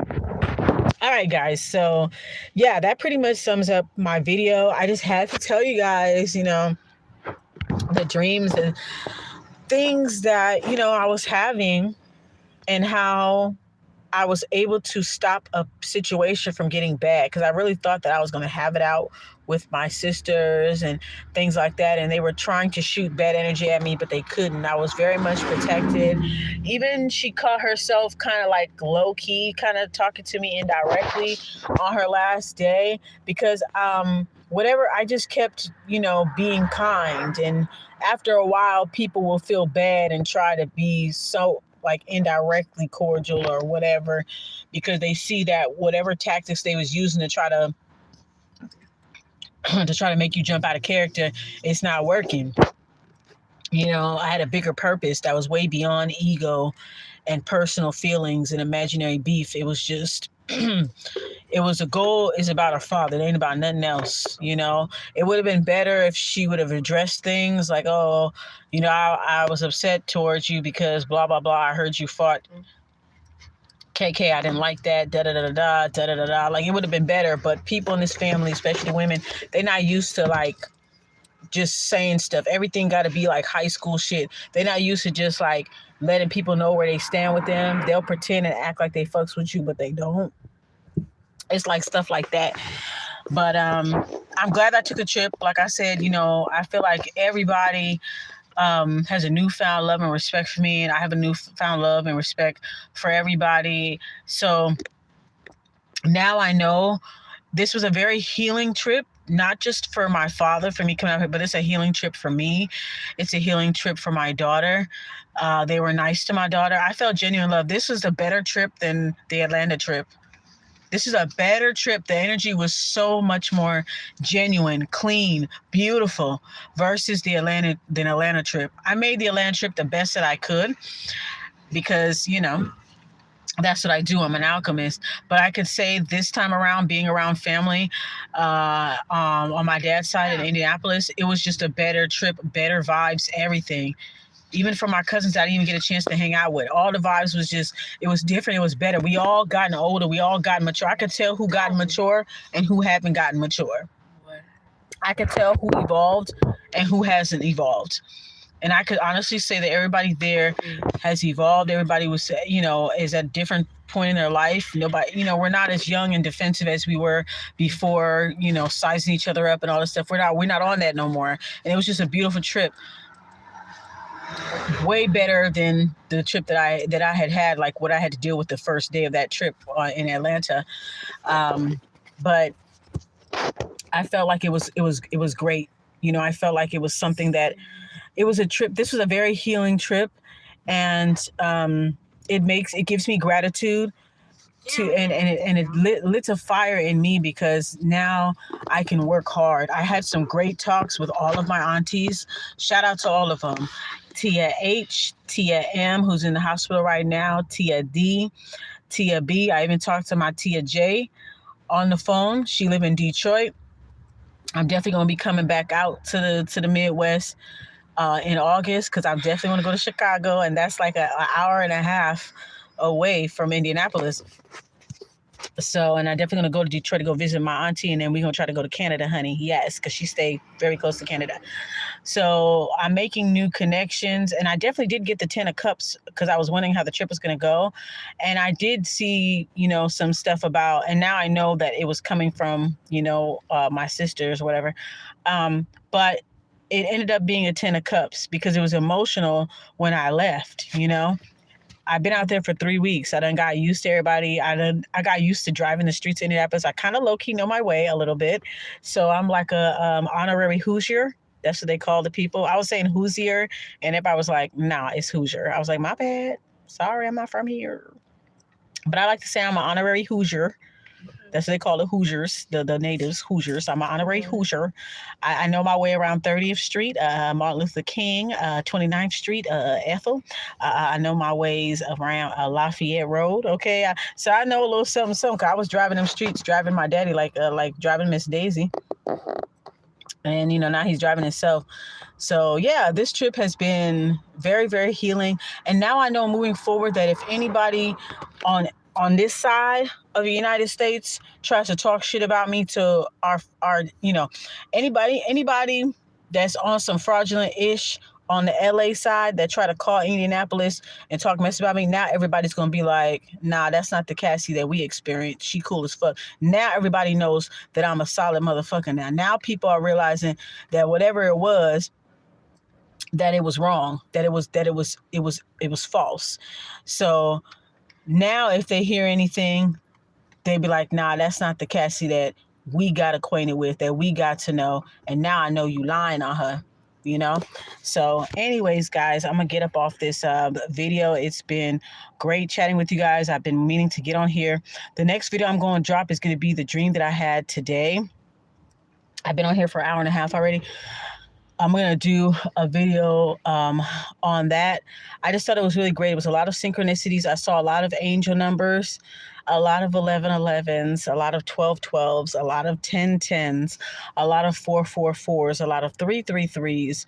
The angels were letting me know, especially the first few days that I got there, the angels were letting me know, we know what you're up against. We got your back. I knew my father's gonna be. I saw angel numbers in my father's hospital room.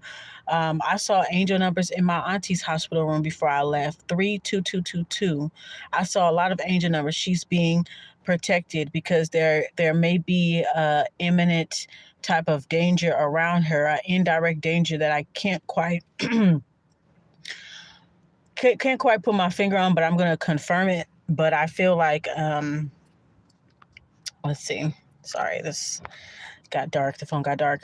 But I'm going to continue, I'm going to do some healing energy work for my auntie. And, shout out to her. Everybody showed me love and hospitality. I felt so much better with them. And that's why it was emotional when I left, because it's just important to show love. We're all getting older.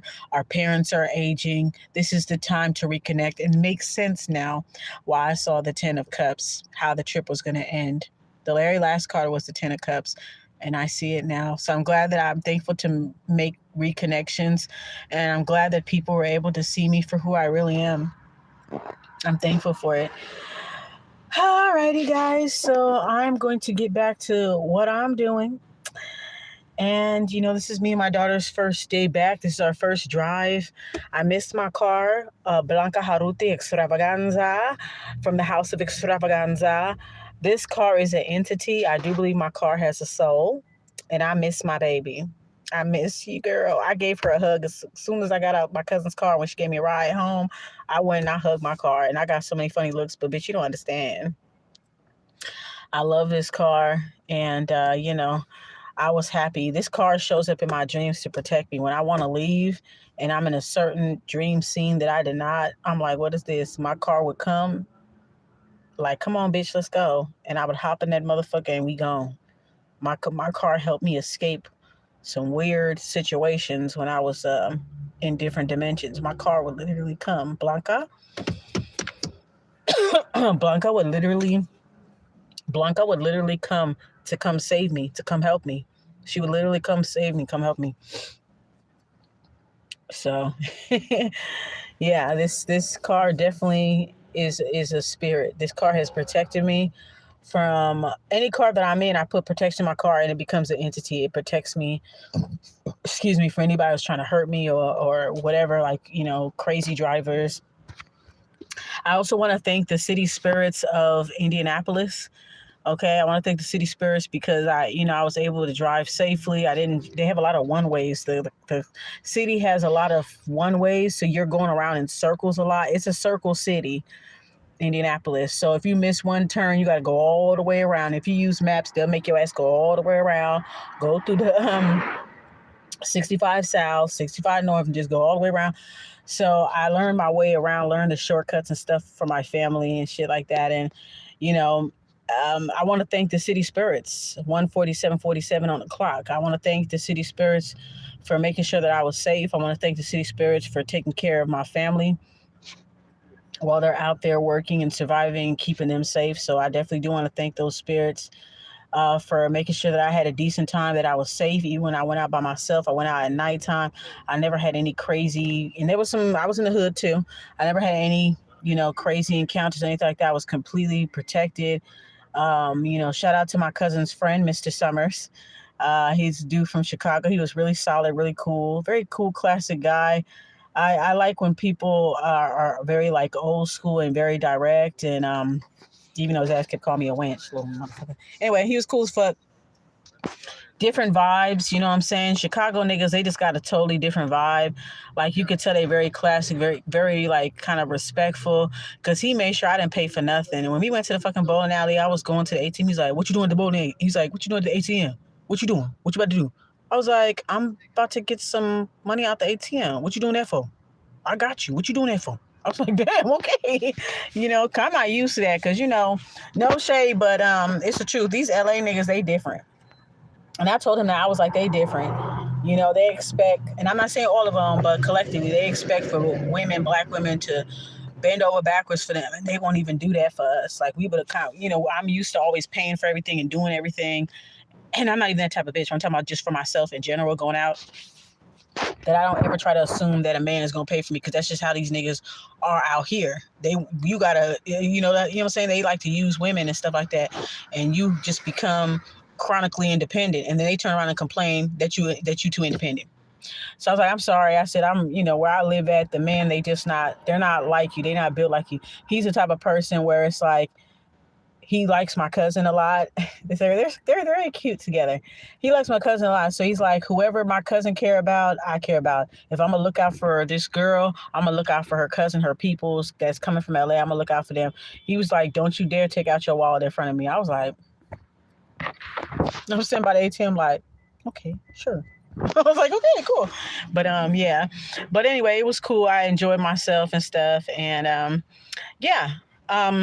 I will be belting out some readings. I just got to get some more rest. My throat is a little, because of the constant change. It was really, really cold out there in Indiana. So, like, the constant change, the constant change of weather and being in a cold plane, then a warm airport, and this and that. And it was just starting to cool off in Indianapolis. It was getting down to like the early 60s, which was a blessing. When I came out there, it was like 32 degrees. So I didn't get sick when I was there, but me going in constant environments, it kind of caught up with me a little bit. So I'm just going to get some more rest, and I'll be building out some reading soon. I'll be doing a video, probably a short video about the dream that I had today. I still remember it. So obviously it's definitely a message. And it was while I was listening to a full body detox binaural beats and things like that. I did a lot of drinking when I was out there. Like a whole lot of, I was drinking liquor because that's just the lifestyle that everybody has in Indianapolis. Everybody just chills. They stay home. It was cold. So it's it's like a old school Southern Midwestern-esque style where everybody's just very simple. Everybody goes shopping around the same time. Everybody does stuff around the same time. And everybody just go to the liquor store. They get their liquors, they weed, whatever, they drinks and stuff. And everybody just sit down, they kick back, you know. So that was just, you know, what everybody does. That's just the social life there. So my family, they like to drink their little liquor and chill and listen to music and, you know, kick back at home and stuff. So I was doing a lot more drinking than I was doing out here. Because before out here, I was like drink occasional wine, those occasional on the rocks drinks that I be posting online. But I ain't gonna lie, I was drinking when I was out there. They was looking out for me. Like I was drinking. My uncle, my tio Roro, he was sending me a lot of weed. Shout out to him. And yeah, it was absolutely great. So yeah. Okay, so I'm going to get up off of here. I think I've talked enough. I hope that you guys take the time to watch this video. Let me know what you think about the dreams and things like that. And, you know, and I'll see you in the comment section. All right. Peace.